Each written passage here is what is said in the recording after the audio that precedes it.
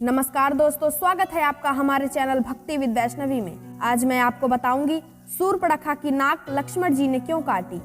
Video को अंत तक अवश्य देखें और वीडियो को शुरू करने से पहले चैनल को सब्सक्राइब कर दें ताकि आप हमारी कोई भी वीडियो मिस ना करें। चलिए शुरू करते हैं।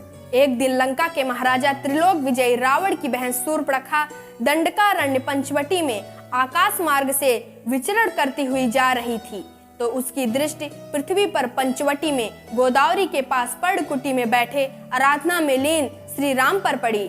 श्री राम की मोहक छवि को देखकर सूर्पणखा व्याकुल हो उठी और अपनी सुधि बुद्धि खो बैठी और प्रभु श्री राम के पास पहुंचकर उनकी पूजा भंग करने का प्रयास करने लगी। जब प्रभु का ध्यान टूटा तो प्रभु बोले, नमस्कार देवी, आपका परिचय। तब सूर्पणखा बोली, हे सजीले जवान, मैं इच्छानुसार रूप धारण करने वाली राक्षस कुल की राजकुमारी सूर्पणखा हूँ।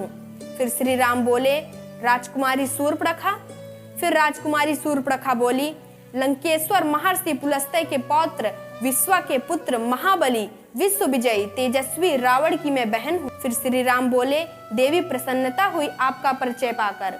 फिर सूर्पणखा बोली, तुम्हारा परिचय नहीं मिला। तपस्वी के वेश में जटाधारी केश और धनुष वाड़ से सुशोभित तुम तपस्वी भी दिखते हो और योद्धा भी, वास्तव में तुम हो कौन? फिर प्रभु बोले, देवताओं के समान बलशाली और परम धर्मात्मा अयोध्या के महाराज दशरथ का नाम तो तुमने सुना ही होगा। मैं उन्हीं अयोध्या नरेश दशरथ का पुत्र राम हूँ। राम से किस कार्य की अपेक्षा से असुर राजकुमारी के कोमल चरण इस कुटिया तक आए हैं? फिर सूर्पणखा बोली, तुम्हारे प्रथम दर्शन से ही मेरा मन व्याकुल हो गया। मैं तुम्हारे सुंदर रूप से आकर्षित होकर तुमको अपना पूरा प्रेम समर्पित करने आई हूँ। तुम मुझे अपनी पत्नी के रूप में स्वीकार करो। इस पृथ्वी पर ना तुम्हारे समान कोई सुंदर पुरुष है और मेरे समान इस पृथ्वी पर कोई सुंदर स्त्री नहीं है। हमारा संयोग अजेय है। फिर श्री राम बोले, आदरणीय असुर बालिके, क्या तुम मेरी परीक्षा लेने आई हो? नहीं सुंदर पुरुष, मैं आत्मसमर्पण करने आई हूँ। तुम्हारे सुंदर रूप को देखकर मन आसक्त हो गया है। मुझे आज अपने सपनों का राजकुमार मिल गया है। तुम मुझसे गंधर्व विवाह कर लो। फिर मर्यादा पुरुषोत्तम राम बोले, हे देवी, मैं विवाहित हूँ। मेरी धर्म पत्नी सीता है। फिर सीता को देखकर सूर्पणखा बोली, क्या रखा है इस सूखी गली मानव स्त्री में? मैं इस बाधा को तुम्हारे खत्म कर दूंगी। मैं इसको खा जाऊंगी। मैं इस दंडक वन की रानी बनूंगी और तुम इस दंडक वन के राजा। अगर तुमको इस पर दया आती है तो मैं इसे दासी के रूप में सेवा के लिए रख लूंगी। फिर मर्यादा पुरुषोत्तम बोले, मैंने एक पत्नी व्रत धारण किया है, फिर तुम्हारी जैसी स्त्री सौत का स्थान कैसे सहन करेगी? इतने में लक्ष्मण जी आकर बोले, माता जी, मैंने वन से आपकी रसोई के लिए सूखी सूखी लकड़ियां लाकर रसोई में रख दिया है। फिर लक्ष्मण जी को देखकर सूर्पणखा बोली, ये कौन है? आपके जैसा ही सुंदर और सजीला पुरुष। श्री राम बोले, देवी, ये मेरा छोटा अनुज लक्ष्मण है। सूर्पणखा बोली, अकेला है?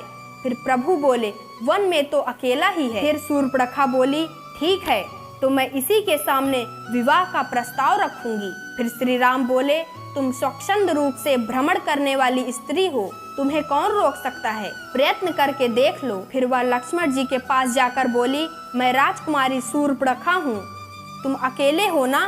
फिर लक्ष्मण जी बोले, कहिए, आपको क्या कष्ट है? सूर्पणखा बोली, कष्ट नहीं है, तुम्हारे सुख और आनंद का प्रस्ताव लेकर आई हूँ। फिर लक्ष्मण जी बोले, अभी तो आप भैया से कुछ याचना कर रही थी। फिर सूर्पणखा बोली, उस अभागे ने मेरी बात को नहीं माना। कहता है, मेरी पत्नी मेरे साथ है, छोड़ो उसे। मैं हर तरह से तुम्हारे योग्य हूँ, तुम मेरे योग्य हो।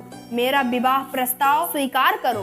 फिर लक्ष्मण जी बोले, देवी, स्वामी को छोड़कर सेवक के पास क्यों चली आई? क्या तुम्हारी दृष्टि में स्वामी और सेवक में कोई अंतर नहीं है? तुम महारानी बनने के सपने देख रही थी। मैं अपने भैया श्री राम के चरणों का दास हूँ। मेरा काम उनकी नित्य सेवा करना है। तुम मेरे साथ मेरे भैया और भाभी की सेवा करते ही थक जाओगी। रानी बनकर दासी क्यों बनना चाहती हो? जाओ वहीं भैया के पास जाकर अपनी मनोकामना पूर्ण करने की याचना करो। फिर सूर्पणखा बोली, तुम दोनों भाइयों ने मुझे परेशान कर दिया है। मैं यहाँ याचना करने नहीं आई हूँ। तुम दोनों भाई मेरे प्रेम प्रस्ताव को इस क्षुद्र स्त्री सीता की वजह से ठुकरा रहे हो। मैं इसे तुरंत खा जाऊंगी। फिर वह माँ सीता को खाने के लिए दौड़ी तो लक्ष्मण जी क्रोधित हो उठे और शूर्पणखा के नाक और कान काट दिए। नाक कान काटने के बाद शूर्पणखा क्रोधित होकर बोली, मैं इस दंडकारण्य में अगर तुम दोनों की चिता ना जला दी तो मेरा नाम शूर्पणखा नहीं, मैं खरदूषण की बहन नहीं, रावण मेरा भाई नहीं। आपको वीडियो अच्छा लगा हो तो इसे लाइक करें और कमेंट में जय श्री राम अवश्य लिखें। धन्यवाद।